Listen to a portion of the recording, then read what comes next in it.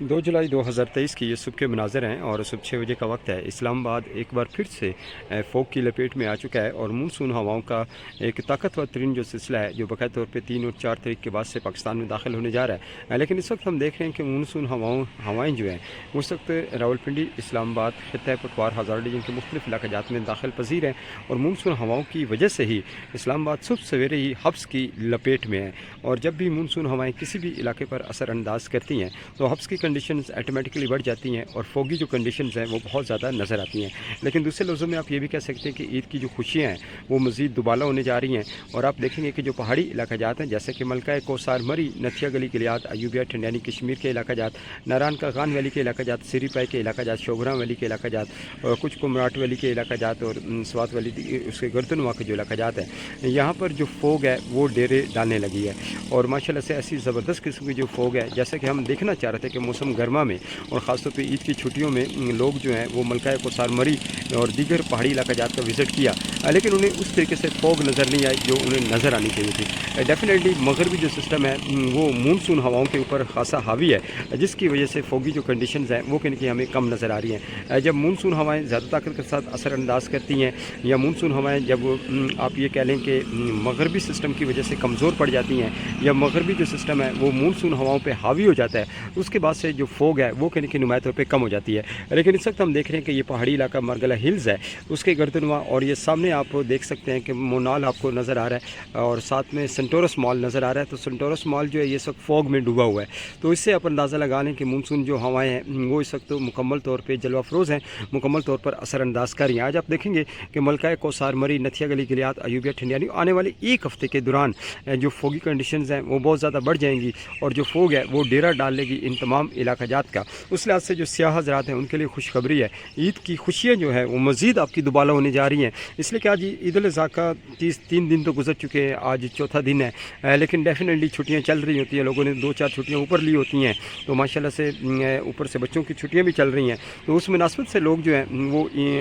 घूमने फिरने की खातिर दूर दराज के इलाक़ात में जाते हैं, पहाड़ी इलाक़ात का विज़िट करते हैं। और मलका कोसार मरी असल में ऐसा पहाड़ी सिलसिला है कि जहाँ पर मानसून में ज़बरदस्त किस्म की जो फोग है वो कहीं कि हमें नुमाया तौर पे नज़र आती है। इस साइड पर भी देख रहे हैं जी, जनूब की साइड भी बड़े गहरे बादल बने हुए हैं। यहाँ पर अभी 1 घंटा पहले तक गर्च चमक का सिलसिला जारी था, अभी भी हो रहा है, मूवमेंट है और साथ में जो क्लाउड्स हैं इनका आना जाना लगा हुआ है, इसलिए कि एक साइड से मगरबी सिस्टम एक्टिव है। मगरबी सिस्टम अगर ज़्यादा हावी होता है तो फोग कम हो जाएगी, लेकिन अगर मानसून हवाएँ ज़्यादा मगरबी सिस्टम पर हावी हो जाती हैं तो उस सूरत में फोगी कंडीशन बढ़ जाएंगी, हब्स की कंडीशन भी बढ़ जाएंगी। इस वक्त इस्लामाबाद हब्स की भी लपेट में आया हुआ है मानसून हवाओं की वजह से। लेकिन आप देखेंगे कि आने वाला जो एक हफ़्ता है, यानी कि आज से लेकर और आने वाले एक हफ़्ते के दौरान 3, 4, 5, 6, 7, 8, 9 के दौरान आप ये देखेंगे कि मुख्तलिफ इलाक़ात में शदीद तरीन गर्ज चमक के तूफ़ान तश्कील पाएंगे, तेज़ रफ्तार हवाएँ, आंधियाँ, गर्द आलूद हवाएँ चलेंगी और साथ में मुख्तलिफ इलाक़ात में मूसलाधार तूफ़ानी बारिश, नदी नालों में तो यानी और पहाड़ी जो इलाक़ात हैं वहाँ पर लैंड स्लाइडिंग के जो वाक़यात हैं वो कहीं कहीं मुकम्मल तौर पर रोनुमा हो सकते हैं।